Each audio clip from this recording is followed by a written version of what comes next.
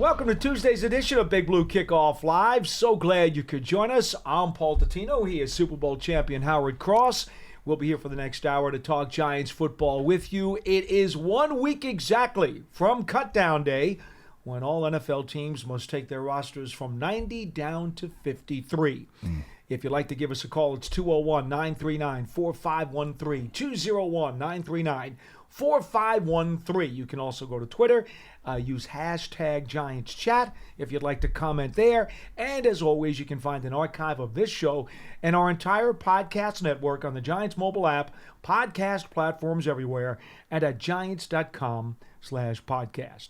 Good morning, Howard. Good morning, Paul. We have just a few days till the final exhibition game, or preseason game, if you will, of the season, when the Giants play the Jets at 6 p.m. at MetLife Stadium on Saturday. Okay. We've already heard the news coming out of Jets camp that apparently Aaron Rodgers is going to make his preseason debut for Gangrene, which, of course, has that segment of the fan base all up in arms and all hysterical. Oh, my God, Rodgers is going to play. So I guess there'll be a lot of Jets fans in the building, but this is an important game for any players who may be on the bubble as they try to convince the coaches and the GM that they belong on this team. Now, I know you probably think the 53 is already set. Maybe you don't think that this game could sway any opinions. But having said that, there's always the possibility of an injury or a ding that could affect whatever 53 you may have on the table right now. How many positions on the 53, slots I should say, do you suspect may be in limbo? Well, if you think about it, the way you look at it is you start with the skilled guys and you work your way down. That's how it always works. You can have, I think they have 8 or 9 linemen right now that are active. They were supposed to have 11, but they haven't had 11 healthy offensive linemen the entire season. So if you started the skills, it's easier to pare down because some positions are kind of tight with the numbers to begin with. So I would say the wide receiver room, there are guys that are going to be trying to cover kicks, return kicks if they get a chance to, block on returns. Same with the DB room, and then there would be the middle players, the linebacker room, and the running back room. I think those rooms are tight. Not to mention the tight end room. The tight end room's got, we got Waller, we know we got Bellinger, then we know we got Cager. You think Cager's the next? I think he's number 3. Can Cager block? That's a bit of a challenge for him. That's part of the answer is what, and how is he playing on specials? See what I mean? So those are the things that put you in position So it's not like it used to be where the 53 is what we were looking at. Now it's the 53 plus how many practice squad people are there? 16. Plus 16 practice squad people, and the problem with practice squad people is that other teams can pick them off. Right. So you're trying to figure out how to get your 53 together. So I don't know. I mean, I'm looking at guys. It's just so many guys out there. Like the safety position, you got Pinnock, you got Xavier. Who's your next guy? I actually believe that there are 6 safeties on this roster that they would like to keep. So I really believe that. Now but they can't. But if you keep 6 safeties, you can't. You can't keep. That's what I'm saying. There's so many. Remember this. This time last year, we were sitting here with a new regime, Joe Shane, Brian Dable, and company. And we were sitting here trying to figure out how they were going to field 53 guys, period. Where were they going to find guys? The cupboards were bare. The salary cap was upside down. How are they going to put together a team? This is a better problem, isn't it? This year, we have competition everywhere. Every room, people are looking side-eye at each other right about now, trying to figure out how to get more reps, and it's a challenge. I would estimate. And I usually do ask the coach in our preseason finale production meeting every year. It's my annual question. How many spots do you think are undecided going into this kickoff? And usually the answer is 6 or 7. I don't think that's the case right now. I think it's probably down to 3 or 4. But having said that, Howard, what we don't know is the status of some of these guys who are already hurt going into this game. For example, we know that Wan'Dale Robinson is on PUP. I think he probably stays there. Did he not come off? Not yet. I thought he came off. Did he come off this morning? I don't know. No, he did not. Okay. Now, they've been saying for over a week that he was close. I suspect he probably stays there, which means he'd be on the list for the minimum of the first 4 weeks of the season. Okay. That buys you some time to sort out the rest of the receivers, if you so decide to do that. Okay. There's another PUP guy, Aaron Robinson, who hasn't been able to get on the field at all. He's done some stuff with the trainers, but not even a whole lot. So I think he's obviously going to be a PUP guy. There's no doubt about that. And he is a quality corner.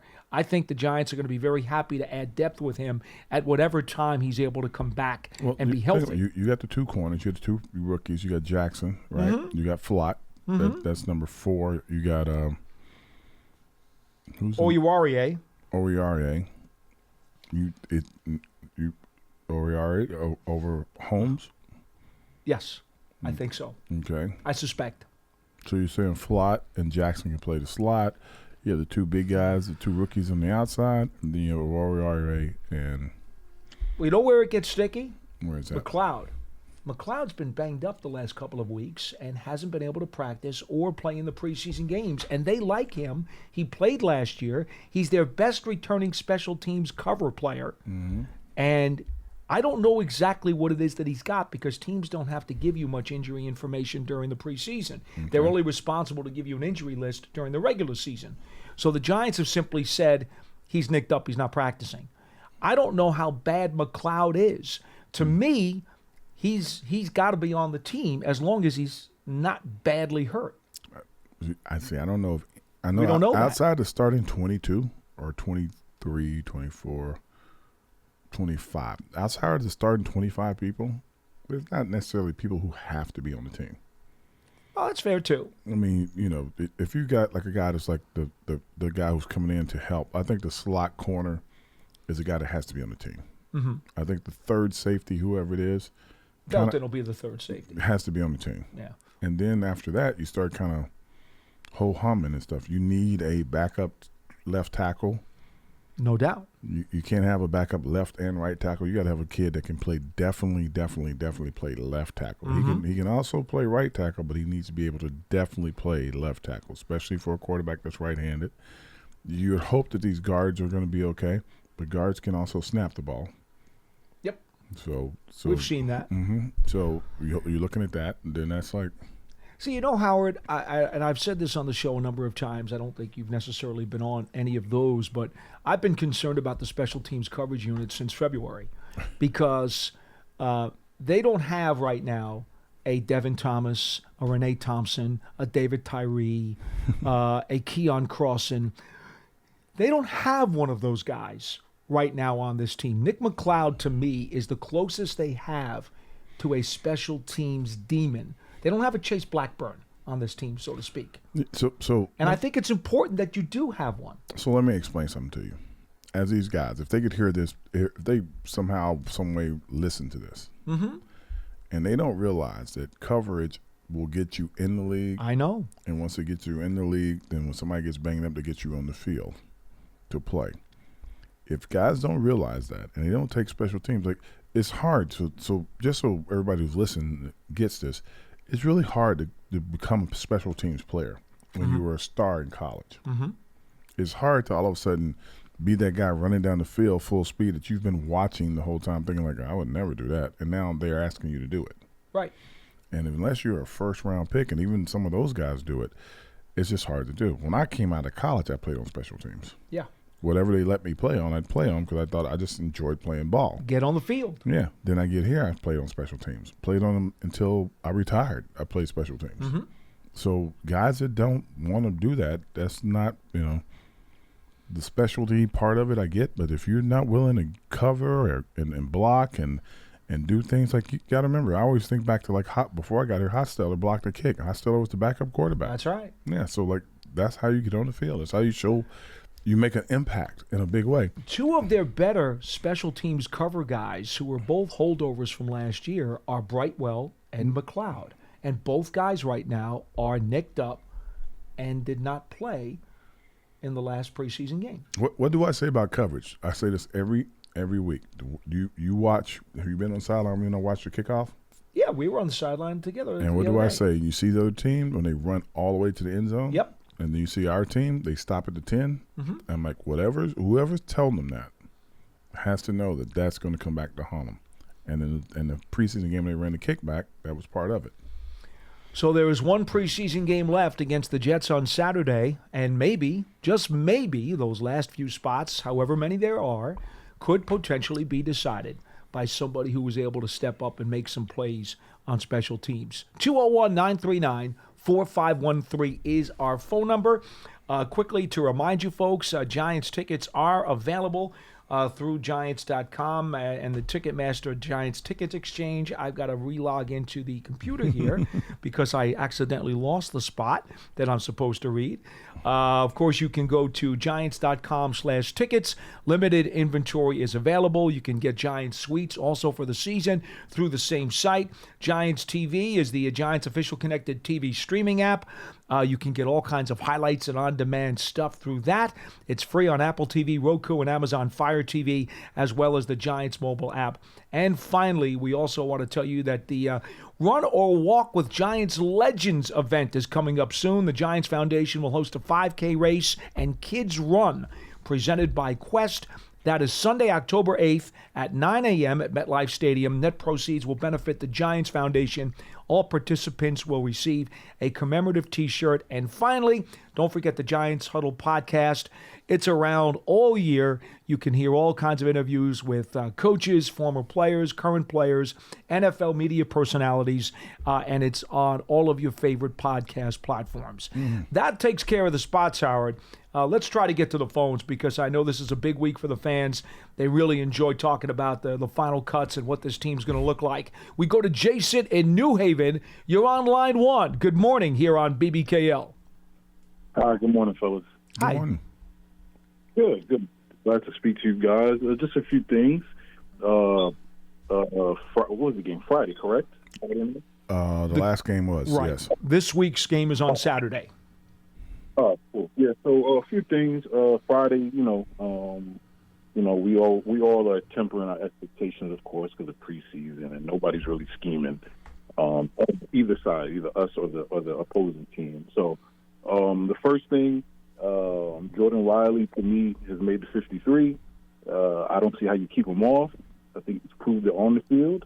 I don't know how many D tackles were carried. I'm assuming we'll carry 5.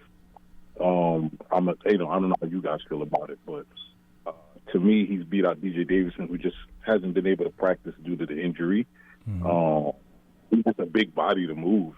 Just listening to Brandon Brown talk about the process of scouting him and, not having a lot of tape on him just because of whatever the reasons, he just didn't pop on the screen in Oregon and some of his other stops. And then, getting to the Giants with, I would assume, the best defensive tackle coach in the NFL with Andre Patterson and, with our veterans there. So he definitely popped to me. I'm hoping he can provide us some depth. I don't know how you guys feel about that, or you want me to go on to my next point?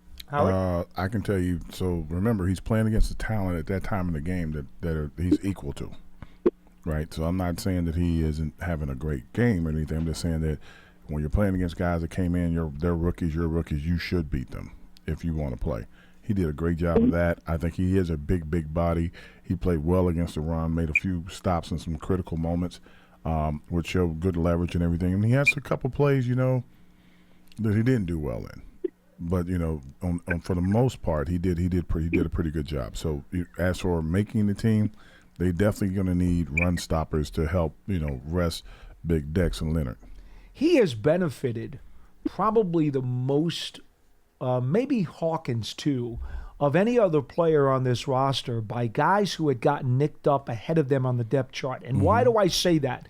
A'Shawn Robinson and Nacho were both signed to become the backups to Williams and Lawrence in the middle of that defensive line. Yep. Well, both guys, for various reasons, we had Robinson with a leg injury, and we had Nacho get into a car accident which, gave him a concussion and he missed some time. And then he had a sore leg. Between those guys missing a chunk of training camp, that gave Riley a great opportunity to steal practice snaps. And he made the most of it. And then because of how well he did on the practice field, Howard, coach says all the time, you get what you earn. If you look good, you're going to get a chance to play in the games. And he is taking advantage of that, as Hawkins has on the outside. Yeah, what happens is mostly is that, and this is, for all players and stuff, I tell guys all the time, every time you go out, it's your last time you're going out. So make it play like it's your last time. So he gets to go out there and he gets to do that. He earns valuable time, but he also earns valuable, experience. The time is great get out there, but he's learning on the fly. So his football intelligence and IQ is making him a better participant, and he gets to put that into practice by playing. Yeah, hypothetically, if Robinson and Nacho had been able to take their regular practice reps during camp, Riley would not have had as many opportunities to shine and to show that he is a guy who wants to be here. Yeah. To Howard's point. Absolutely. And your next point? Yeah. Next point is the offense. I loved what I saw from Hyatt. That little stick, that little safety was just sick. And I wanted to add into the Waller trade, which I think is so big on a lot of levels. We've all talked about during the offseason, so I know you guys, have heard it all about Waller. But just in my opinion, just watching the tape and the attention that Waller draws, even on that touchdown pass to Bellinger. I mean, there was two guys covering. So it's more along the lines of a ripple effect. So when you have Waller command that attention, Jones is going to have some easy completions to guys like Hodgins and Campbell. And if the backside route goes to Hyatt or Slayton, that play could result in touchdowns. And I always remember, Paul, you always talk about headache players. Now, we haven't proven it on the field yet, and I get that. I totally get that point, fellas. But just given what I've seen so far, just the level of speed, Paul, I think we have a few headache players if things break well. I mean, if the O-line holds up. Now, do we have a top Jefferson or Waddle, those kind of receivers? No, we don't. But we're going to give a lot of defensive coordinators headaches. Next point, and I'll take it off the ear. Kind of like what our defense is going. I still want to see a little more edge depth. We'll see what the waiver wires look like and that whole kind of thing. But I like our D-line. I like Bobby O, very active in the game. We haven't had that. It kind of reminds me of the Blake Martinez signing we had a few years ago. I think he's a little more athletic than Blake, but Blake was a very heady player, very smart. I see Okereke as a Blake, but a little more athletic in that role. I think our defensive tackles are the best as far as depth. I think we're the best in the division. Maybe not top in like I think we are the best in the division as far as our tackles and our edge. Edge group has some work to do. I like our young corners, so I like how our defense is starting to look. And what do you guys say to the? Do you see Hyatt being used more at the beginning of the season, just because of that scare tactic of that speed, which we do need? Do you see him implement him into the playbook a little bit, let him wait, or do you see them kind of throwing a few plays out for him starting week one? And I'll take it off the air. Thanks for me. Thank you, Jason. 201-939-4513. Howard, impressions of what Hyatt did the other night. Well, let's go back to his first thing. We'll end with Hyatt. He said the trade. So the trade was not just a trade for Waller. I think everyone's like, oh, Waller. They got 2 for 1. They got Waller and they got Hawkins. Hawkins is going to be a starting cornerback for this team. He is, out of Old Dominion, this kid is he's looking the part. He's covering guys.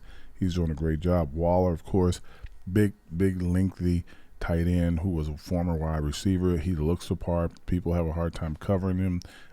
It fits the entire offense of let's throw to the open guy. And, there's creating a lot of open plays. Howard, before you go any further, one thing about Waller, the other night, he was in on 9 plays of that 10-play drive that opened the game that resulted in a touchdown to Bellinger. He lined up in 7 different spots on his 9 snaps. Okay, so when we talk about the schematics and the offensive creativity of Kafka and Dable, That's a great example of it. I know everybody said, well, he caught the ball 3 times. He was, all right, understand, he lined up in 7 different spots. They wanted people to see and start to think about, okay, where would they put him? And he was in a bunch of different personnel. He was in 21 personnel. He was in 12 personnel. He was in 13 personnel. He was in 11 personnel. So that kind of, like, that's a problem if you're trying to figure out, label guys with numbers. That's a hard thing to do. Headache player. Headache player. a lot of headache players. Now Hyatt. I think Hyatt, they keep talking about Hyatt speed. You know, Hyatt has great speed. Slayton has great speed. Paris has great speed. I don't think people realize how fast this group of guys are on the outside. I think that, you know, from the route combinations that I've been watching them run, you know, it's not going to just be the Hyatt over deep down the middle, Hyatt deep down the side. Hyatt's going to run routes in the middle, a lot like what Slayton did last year when he makes a cut and guys aren't near him, and he's going to be open. And if you hit him in the open space, they're going to be pressed to have to tackle him just like they had to tackle Slayton. So now you don't have just Slayton is the only guy that can really do that. Hodgins is a great receiver, but he's not a burner like those other guys. You get Slayton out there running deep. You got Hyatt running deep. You got Parents running inside, outside routes. You got those 2 guys that are really fast running across the field.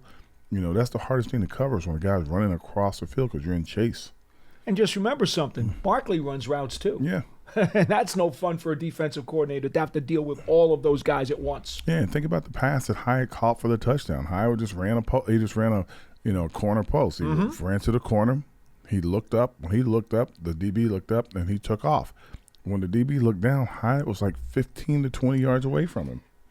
Howard, I know you used to watch Roadrunner as a kid, right? That, to me, is Hyatt. I'm going to nickname him the Roadrunner because Jalen Hyatt, once he gets into that secondary, all of a sudden, like the Roadrunner, poof, he's a puff of smoke. Well, I tell you what. He's a puff of smoke. He's going to really need to get off the ball and get to the secondary quick. That's going to be his big thing. Guys are going to be like trying to get closer and closer to him. They're going to try to figure out how to, like Devontae Smith and Philly, can we knock him off the ball? Can we hold him up? Can we figure out a way to not let him get started? That's what they're going to be trying to do. Well, that's why I'm so glad that he put on some beef since the college season ended because he had to get stronger. Yeah. He knows that corners and safeties in this league are going to try to muscle him. Why wouldn't they? Look at the 2 guys on the team he's playing with. That's true. They're big dudes. And by the way, Brandon Brown, the Giants' assistant GM, who spoke to the media yesterday, when he was asked about Hyatt and how surprising has his camp been to you, his answer was, we always thought, when we were scouting him, we thought that Tennessee underutilized his ability and his potential because of what they had to do with their system and their scheme. He said, we thought that there was a lot there to untap and that our coaching staff, once we got him in the building, we would be able to bring that out. And that's exactly why they were so anxious to get him and traded up in the 3rd round to do so. Yeah, he's not the one-trick pony that people probably thought he was. They probably thought he was just a fast guy, but he can actually run routes too, and that's a good thing. 201-939-4513 is our number. We go to Tim from Charleston on line 3. You're next on the program. Hello. Hey, Paul. Howard, great to talk to you again. Hi. I got a couple of quickies. One is, first, man, I wouldn't want to be the guy who had the guys who have to make the decision about this wide receivers room. That is tough. Yeah. And regarding that, I read, I forget who it was, somebody in the Post, I'm sure, Bryce Ford Wheaton has been putting out a pretty respectable showing on special teams as well. So I know, Paul, you particularly get to see the early parts of practice a lot. And I kind of wanted to know, do you think he's showing enough that he has a at least a 1 in 4 chance, a fair chance of making the roster? You think we're going to have to try to slip him on the practice squad? And you want my second question now, or do you want to answer that I'll first? answer you real quick, Tim. Right. Ford Wheaton is not on my 53. I have him on Okay. my practice squad. I do not have him on the 53. And quite honestly, one of the things that Coach talks about all the time is that because of the way the camp is set up and the CBA and stuff, the games really are the heaviest evaluators. And in Detroit, he had a chance to make a couple of plays, and he absolutely failed to do so as a receiver. okay. And he has not been so spectacular on special teams that I think that can save him. That would be my prediction based on where we are today. I don't know if Howard feels the same. I'm not saying anything. You just beat that kid up. I'm not saying anything. Okay, very good.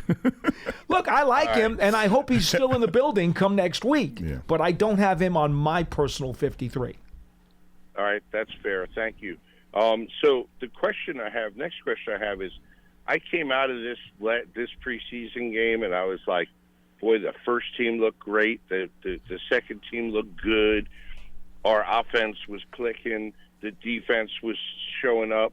And then I read the reports about practice and how the entire defensive line was in the backfield constantly. I guess it was yesterday. And I'm like, oh, man. So the question is, do you think that this might just be an off day? Is this a sign that our D-line is going to explode?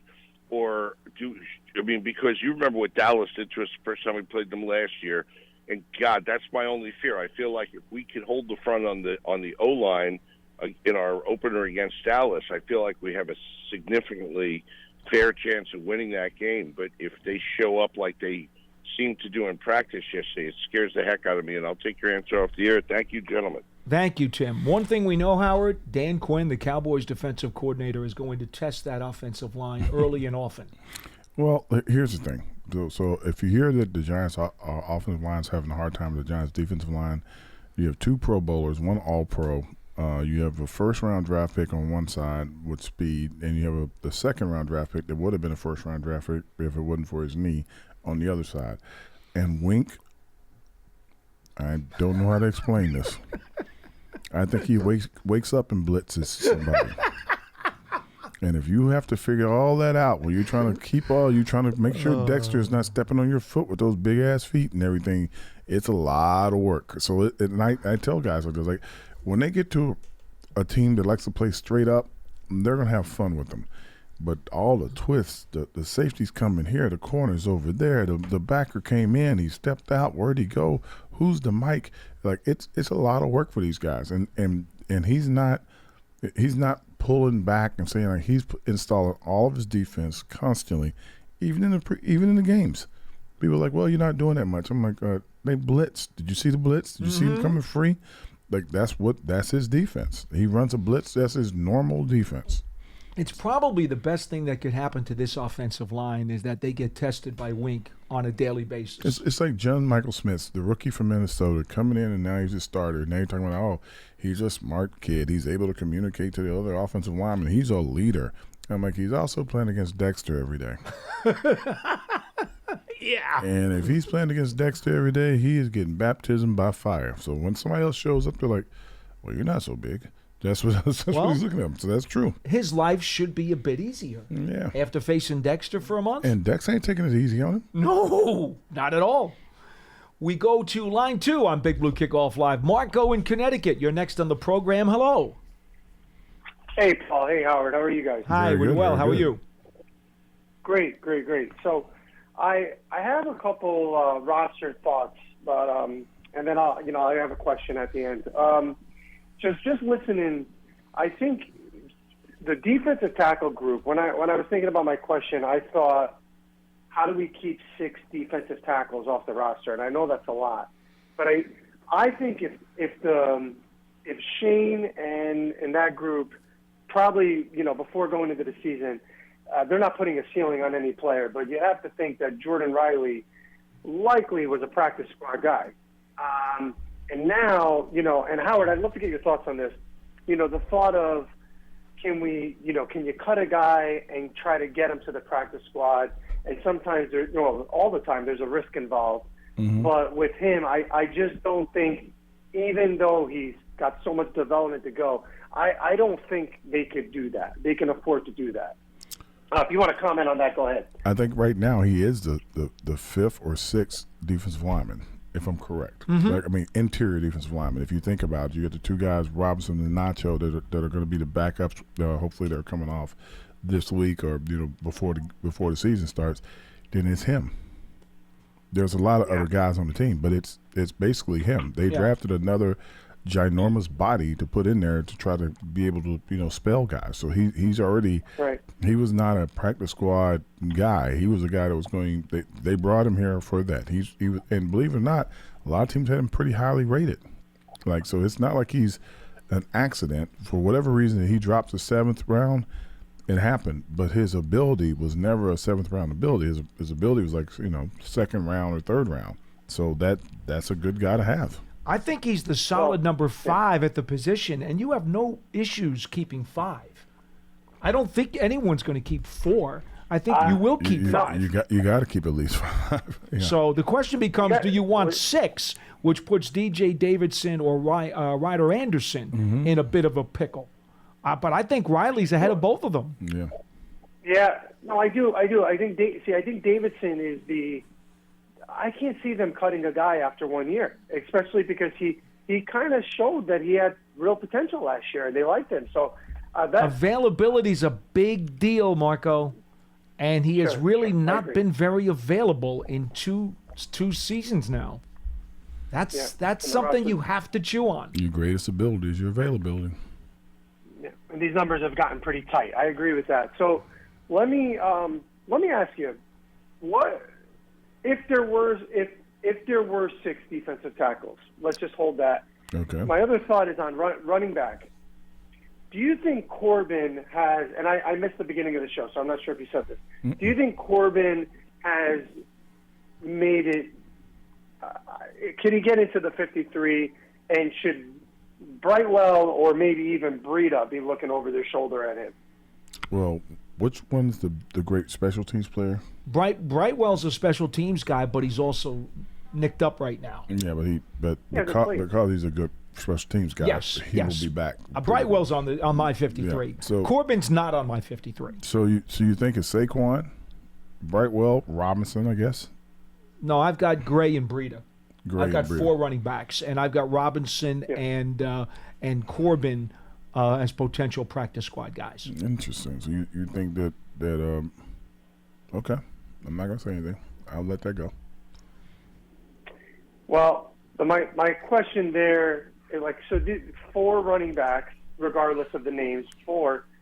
If there were 6 DTs, what's the position group beside those 2 that gets impacted the most? If you were to put 6 defensive tackles on the opening man roster, and by the way, I don't think Nacho and Ashawn, they just those injuries complicate things because those guys need to be there. What position group gets impacted the most by it? Is it the wide receiver of the room where, hey, we wanted 7, but now we can't, we have to take 6? Is it the tight end room? Which room do you think kind of gets impacted by the domino effect? It's a rob Peter to pay Paul business, and I'm not talking about myself. Thanks for the call. Mm-hmm. Really, Howard, I mean, if you're going to keep an extra DT, there are a number of positions on this team where you're going to have to squeeze somebody else out. There's not just one position that's affected. I mean, for example, you mentioned the tight ends before. I mean, they like Tommy Sweeney as a blocker. Mm-hmm. They know him from Buffalo. Mm-hmm. But I can't keep 4 tight ends on my 53 personally. I'm keeping 3, and I'm keeping Cager, and I'm asking Sweeney to come back to the practice squad. But maybe they feel they want the blocker more than they want the receiver. So maybe they want Sweeney, or maybe they want them both. So I don't know how to fill out the whole 53, but if you do it the way I'm thinking, you keep 5 D linemen active, right? You have 2 swing guys and 1 extra guy. As far as tight ends go, tight ends is easy. You can have 3 tight ends, or you can have 4 tight ends. If they both play that crazy special team plays and make plays on the field, makes them valuable. Cager has to pick it up, so does Sweeney in that aspect. Sure. As far as the running back room, you guys kind of place the running backs where they are. I think the position that's hurt the most is the positions like can we carry – how many safeties are we going to carry? When we know we could carry a bunch because they do a lot. And so, it's going to be the offense arguing we need more of these guys versus the defense arguing. You're going to have you have 2 tackles, 2 guards in the center, 5 guys. You're going to have a backup center who probably plays guard. That's your 6th guy. You have a tackle that definitely plays left tackle and a guard that plays tackle also. So that's going to be your 6. That's going to be your 7 lineman or 8 lineman. Tyree Phillips causes a problem here because he's a guard/tackle. I remember he played some tackle last year when they lost Evan Neal to the MCL for a month. Yep. And because he has been unavailable now for a couple of weeks, that does cause another issue. That puts him in jeopardy. And It does. So you're trying to feel like Joe says, you're trying to make sure all 22 are ready to go. And then you want to, fill in quickly as many guys as possible. And they kind of have ideals of guys they wanted. If it's not guys they drafted last year, like Beavers, right? Or other guys that they brought on that they thought were going to have a chance. So that's a whole lot of, it's a hard thing to do. Like I never envied having to cut down to get to the 53. Never envy it. Well, it's a hard job. Because like everything else, like those guys are in there campaigning for their guys and what they need to do. Mm-hmm. And, who's sitting in there, is Mac. He's sitting there, the special teams coach, saying like, hey, look, I need him. If we can get him, I want him. Now, folks, I will tell you there's a little bit of a loophole here that teams can use, and it's done commonly throughout the league because it's part of the way the rules are set up. You'll have your initial 53, or what I always called your first 53, and that's on the cut-down day. But let's, for example, talk about a guy like Beasley or Shepard, okay? Now, why am I using them as an example? And this is strictly a hypothetical example. When you cut a veteran, he doesn't have to go through waivers.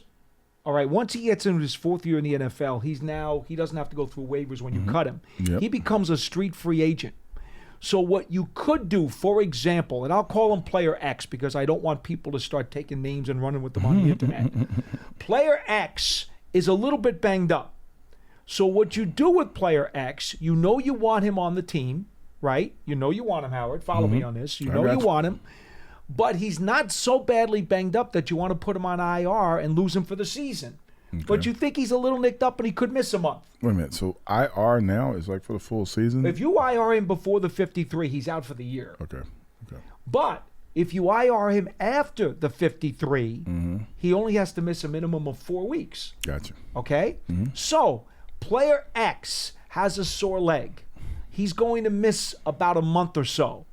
What you could do, as long as he's a vested veteran and does not have to go through waivers, you shake hands with Mr. X and you say, Mr. X, we're going to cut you on our first 53, but you're going to stay around, okay? And what we're going to do is we're going to bring you back, okay, and re-sign you after the 53. And the guy who's dinged up, who we kept on the 53, we're going to then put him on IR the next day so he misses a month. But you get to keep that veteran free agent around because you bring him back the following day. Oh, Mr. Carter, Yes, I got a question. So you mean to tell me that a player that's a quote-unquote a free agent can't get signed by another team? He can. He's allowed to. So as a vested free agent, you can choose where to go, and you're not like the other guys. What if they pick you? You have to go. Is that what you're telling me? If you are waived, you have to go. If you're a vested free agent veteran, you don't have to go. So, for example, all right, I'll make this a little more clear. So if it was me, since I'm a player, we'll have this conversation. I'm trying to make the team. I got them a little nicked up, and they shake my hand and tell me that, hey, look, we're gonna waive you, but don't sign with anyone because we're probably gonna bring you back. Well, you're released. You're not waived. If you're a vested veteran, you can't be waived. You have to be released. Okay. There's a difference. From released. It makes a big difference. I'm cut, basically, is what it is. If you're cut, right. Now I'm cut. So now I'm at home, and let's say for 24 hours. For the argument's sake, I get like 7 calls from 7 different teams. What am I supposed to do? Oh, it's up to you. See, you're doing what fans do. You're doing the thing. No, I'm doing what's been done. But the Giants have done that, and so have other teams. I know, but like, if you have an agent and your agent's like knows that you're going to get cut, and he's like talking to other teams, like, okay, he's going to get released, and like they're calling you, you go make money with another team. For example, I'll give you a really good example. I hate to do this, folks, but it's hypothetical. Mm-hmm. Cole Beasley is got the connection to this organization through Buffalo. He retired last year. He was on the street. Mm-hmm. He was done. He wasn't going to play. If the Giants really want to save a roster spot, okay? Wait a minute. Before you do this, how many receivers are they going to keep? I think they're going to keep 6. I'm keeping 6 on my 53. I don't know what the Giants are going to do. Okay. I'm keeping 53. So before you go to Cole Beasley, name your 6 receivers. Oh, I've got them right here. I've got Hodgins, Slayton, Campbell, Hyatt, Shepard, and Beasley. Those are my 6. You went Hyatt, Slayton, Campbell. Those 3. Hyatt, Slayton, Campbell. Hodgins. Shepard, and Beasley. Those are my 6. So the little kid from last year, he's not on there. Who? Robinson? Wan'Dale Robinson's on PUP. He doesn't count. So who are you going to release when you bring him off PUP? I don't need to worry about that today. He's on PUP for 4 games. Okay. He's on PUP for 4 games. I worry about that a month from now. I got it. Okay. I'm with Okay? you. All right. But in the case of a Cole Beasley, right? Here's a hypothetical. And again, folks, I'm just doing this for educational purposes so you understand how this works. If the Giants You don't wanted make any to, decisions here. We just like listening correct, to you do it. Okay. correct. If the Giants wanted to save a spot for a guy, let's say Nick McLeod. Okay. Nick McLeod's a little bit dinged up, but they don't want to lose him for the year. They could say, all right, Nick, we know you're a bit dinged up and you're going to miss the first month of the season. What they could do is, for example, cut a Cole Beasley, wink, wink, handshake. Cole, we're bringing you back in 16 hours. We're going to re-sign you. But on our first 53, we're going to keep McLeod on the roster. In 16 hours, we're then going to put him on IR for 4 weeks, and we are going to re-sign you. That's how you make the system work for you as a team. That's how you can finagle. Now I get what you're saying. Okay. And every team in the league has done this at one time or another. Oh yeah, they do it all the time. They've passed some really good players through our system that way. You know, and the difference is once you're a 4-year pro, you are a street free agent. That's how you can do it. You cannot do it with a kid who's less than that because he's got to clear waivers. So you can't do a handshake deal with him. He's going to go through waivers. He can get claimed, and then he's got to go. So that's what makes the difference. That's why waived and released are 2 very different things. Wow. Very different things. That's a lot to do. Okay. Well, all right, let's go to the phones. We go back to the phones on BBKL. Folks, just trying to give you the ins and outs of this game. It is a difficult game. It is a difficult game sometimes it's to like understand. me keeping the bets in golf. I can't do that. I can't do that and play golf. I got you. Well, there's a game in the front office as well as there is on the field. I believe it. We go to Charlie from Maine. You're next on the program. Hi, Charlie. Hey, guys. How y'all doing? Hey, Howard. I'm doing good, Charlie. Me too. Hey, Paul, you were at practice yesterday. Yeah. How do your offensive line look? So we talked about this already, Charlie. We talked about the offensive line playing against 2 Pro Bowlers, 1 All-Pro player, and 2 of the greatest, 2 young defensive ends. I think they're going to be battle-tested by the time the season starts. Wink really turned up the heat late in the practice, and that front had a really nice finish to practice yesterday. Yeah, that's true. He's blitzing. He's blitzing everybody. But there was about, I think he had probably 10 sacks. Leo was in the backfield the whole time. Charlie, you were there? You had binoculars from Maine? Those are pretty strong glasses you got. I've been reading all the beat writers. You're reading the comic books. Yeah. I understand. No. Captain America, Spider-Man, and all that stuff. I get it. But Charlie, I get it. Paul, come on, man. These guys are there, Art, and all those guys. They have eyes. Charlie. Not only you. Charlie, don't get excited to fight with Paul. It's fine. just remember that I think that for the first time in a long time, me watching practice, and I've watched more practice this year than I've watched in a long time. The offensive line is greatly improved. Will they be the best offensive line in football? Absolutely not. But from what I've been seeing, they have been definitely a better team. I think I'm shocked that Evan Neal, with that giant brace on, can move, but he's actually moving. John Michael Schmitz in the middle has really impressed me because Dexter is not cutting him any slack whatsoever. And that's great training for a young man that's going to have to be in the middle. Thomas is just Thomas. He's just dominant out there, slapping guys around and stuff. And it's just pretty good. You know, Schmitz in 2 games, I think he's had 1 pressure. He's played very well. Yeah, so, the better he plays, the better the 2 guards are going to wind up playing because he's going to be the guy that's going to be helping chip one of their players. So they won't be able. Well, They won't be able. to Charlie, here's what I'm going to tell you: the talent level in the offensive line room is improved. There is no question about that. Howard sees it. I see it. It's a fact. I'm just telling you the technical reasons why they're going to be better. Now, he'll be able to chip. How is it improved except for center? I'll grant you that. We've improved the center position. But Neal got his butt whipped by Tibbs in this last session, and he still doesn't look.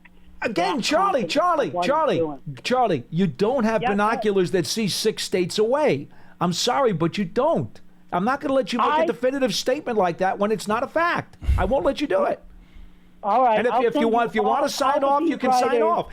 All the beat writers who were there, Paul. Take your stack of comic books, and go ship them somewhere else. Charlie, we got to go. Oh, you didn't. Thank you. 201-939-4513. Just so you know, what happens is that they're watching practice. If they pick on or they want to have favorite players, not favorite players. Thank you. And sometimes, because I won't name the writer that I talked to, and I argued with him about it. I'm like, that's not fair.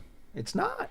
I'm like, just because you like somebody, you write favorable articles about them. If you don't like somebody, you write horrible articles about them. It's kind of like Barry Bonds. Guys liked him. Most guys didn't. Horrible articles all the time. Greatest hitter. He was on steroids. The entire league was on steroids. It's just the way guys view things. I think that the line, like I said, and this is for you, Charlie, just keep listening. You can yell at me later. I think the Lions are going to play better. I think playing against these guys that we have besides Winks blitz every down, they have to pick it up. They need to pick it up. Not the offensive line, the defense. They need to get more pressure on the quarterback. They're going to have to get to the QB. We've had one real sack during with the regulars out there. We need more pressure. Mm-hmm. Now, and that's what we're looking at. Now, there is no question. I watched every snap of practice to near the end of practice, and we talked about this after with some of the players. The defense, Wink really jacked it up a notch because he knew that it was warm, it was hot, guys were tired, and he wanted to get his defense mentally tough and said, guys, I need you to pick it up. And they raised their level and started coming even harder. And yes, did they win the last third of practice? There's no question that they did. In terms of the team drills, they absolutely did. But for you to panic that the sky's falling, Charlie, is a bit much. Yeah, you got to be careful. And another thing that happens that you don't get to translate is the way the Coach Daboll runs the practice. If he knows something's going to be different, he wants to make it difficult. He can make it difficult. And he can change it. Like last year for Daniel Jones, he would okay, well, here's the defense you're going to get, and we're going to run this play. By the time Daniel got in, he was like, blitz him. That's the best way for some of these guys to learn, and especially when you're talking about. See, my issue with the offensive line, I believe wholeheartely that there's more talent in the room. Now the question is, these guys need to play together and gel properly. My issue with the offensive line is that in most cases, the offensive guards so far, right and left, those two guys need to stand up and and take control of the position and say, like, I'm going to separate myself from the other two guys. Mm-hmm.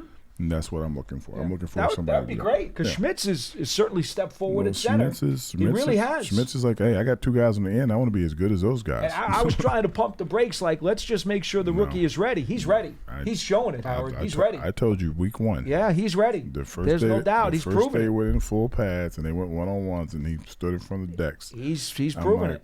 That's pretty interesting. Joey from Florida, you're next on the show. Hello, you're on BBKL. Hi, how you guys doing today? Hi. Wonderful. Well, I just wanted to say a quick statement and then a question. My statement is about the game that we just played, and I thought our starting offense did fantastic. I thought they looked excellent. I mean, very decisive, went out and played extremely fast. Mm-hmm. And then my question is about the 53-man roster. If you had to name a number for each position, what do you think that would be for the final 53? And I'll take it off the air. Thank you, guys. Thank you. If we had to name a number for each position? I think what he's talking about is how would you divvy up the positions. But, of course, that's very difficult to do because you don't know about injuries. that may force you to keep an extra person at a certain position rather than another. Yeah, pen. I'll do it while I'm sitting there. You want to do it? Give me a pen. I'll start trying to figure it out. I don't do really good at math, but I'll try. So there you go, Howard. All right, so let me see. 201-939-4513 is our number here on Big Blue Kickoff Live. We're trying to get 53, right? Yeah, I've got 24 on offense, 26 on defense, and 3 on special teams. That gives you 53. That's how I've got it broken down. On my 53 right now, and I've got 4 spots that are still kind of in limbo, which could change the mix. I've got 6 receivers. I've got 9 offensive linemen. I'd probably like to go with 10, but right now I'm kind of trying to figure it out because Tyree Phillips is hurt. I've got 3 tight ends, 2 quarterbacks, and 4 running backs. That comes out to 24. 26 on defense, I've got 6 defensive linemen. I've got 9 linebackers, and I have 11 defensive backs. And again, I may adjust that pending upon health issues here in the final week of the preseason. But that would be my mix right now. Okay, so 24 on offense, 26 on defense, and 3 on specials is how I got to my 53. Okay, 8 is 11. 7. Keep talking, Paul. I got to do math. Oh, he's got to do his math. All right, 201-939-4513 here on Big Blue Kickoff Live. I'm Giant at Giants WFAN. He is at Howard Cross 87. If you want to hit us up on Twitter, should you be a little bit too shy to give us a phone call, we certainly welcome your tweets if you like. In the meantime, the game is at 6 o'clock, so if you're coming on Saturday to MetLife Stadium to watch the Giants-Jets annual preseason game, this is a very unusual start time. Usually they're talking 7 or 8 o'clock in the primetime hours, or you're talking 1 o'clock in the early afternoon hours, or even a 4 o'clock game. Not so this Saturday. The Giants and Jets will kick it off at 6 o'clock at MetLife Stadium. Pregame show on WFAN. I believe it'll be on the FM, but I'm not sure. Check your local listings. I believe we'll start the pregame at 5 for the 6 p.m. start. And then, of course, after the game, there's the radio postgame, and then there's also going to be a half-hour postgame on MSG Networks. Okay, we go back to the phones, and Tom in Stratford, you're next on the program. Hello. Hi, gentlemen. Thanks for taking my call. I'll talk quickly because I know it's up against the hour. Last year, they picked up 5 guys after the cut line. I think there were 2 linemen and 3 defensive backs. Okay. Mm-hmm. My question to you is, what do you think they're going to pick up this year? I think they're going to be looking for offensive linemen, specifically a tackle, to be that swing tackle. And I'm just curious to what other positions you think they might be looking at. Maybe perhaps linebacker. But that's all I have. Thank you very much. I'll take it off the air. Okay, thanks for the call. Remember, if you're picking up somebody off waivers, it's different than a veteran who's released and is a street free agent and can go to anybody. If you're going through waivers, the problem there is that it goes based on the finish of last year. So the Giants were a second-round playoff team, which means they are very low on the waiver claim list. What are the odds? And I'm giving you this as kind of like almost a sarcastic thing.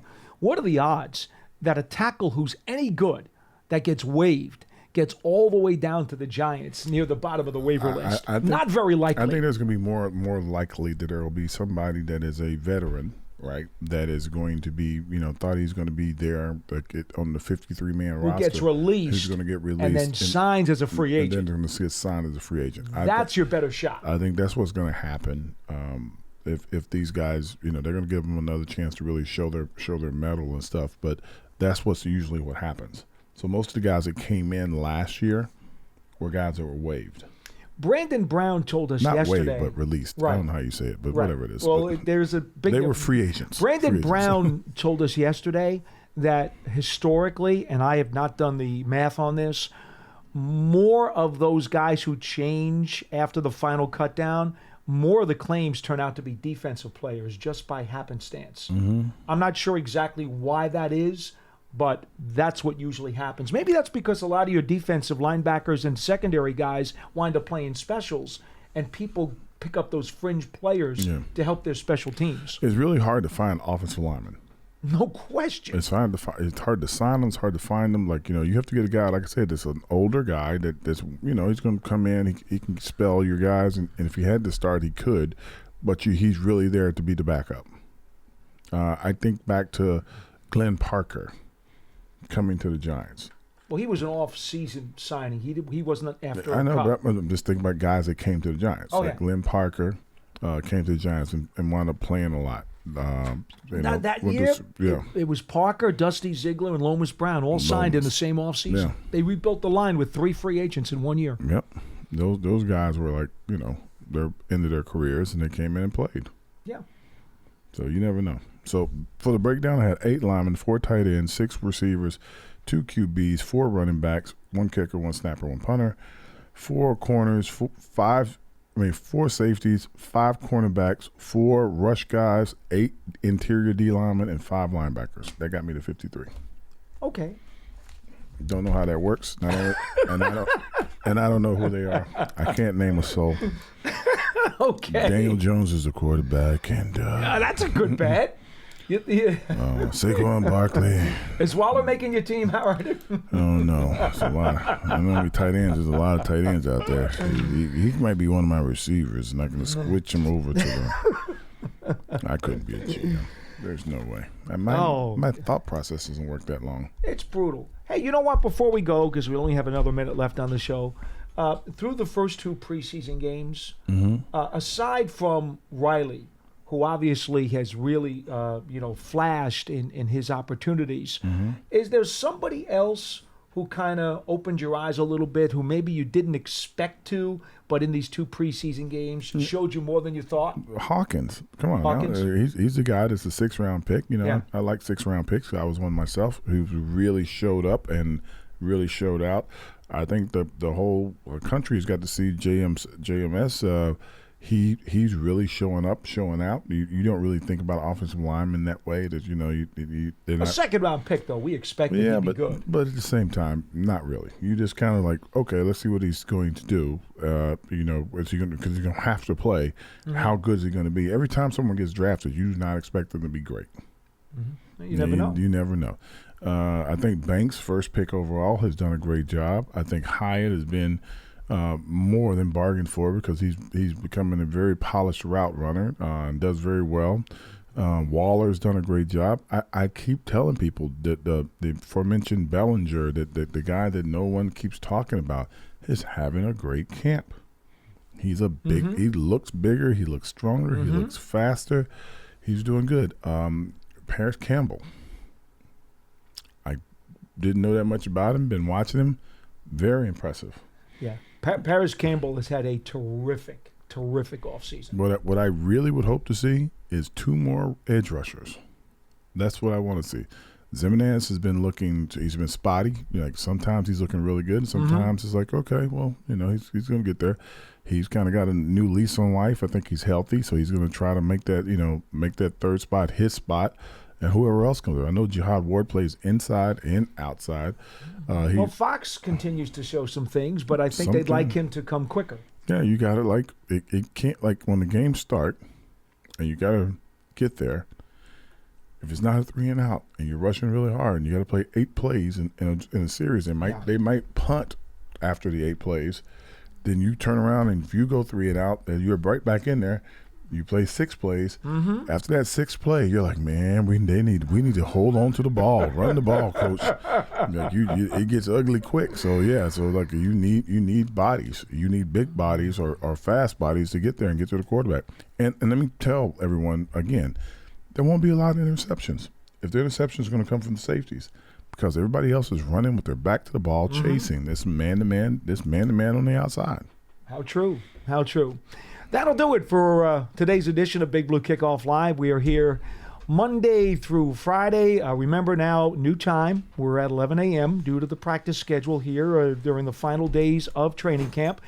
And we hope that you'll be able to join us. And remember, there's an archive which has all of our podcast stuff on Giants podcast platforms everywhere and at giants.com/podcasts. And Charlie, just remember, If you're not seeing firsthand stuff at practice, don't believe every word that you read. And Charlie, I got to ask something. Just put online. Are you really a Giants fan? For Howard, I'm Paul. We'll see you next time on Big Blue Kickoff Live. So long, everybody.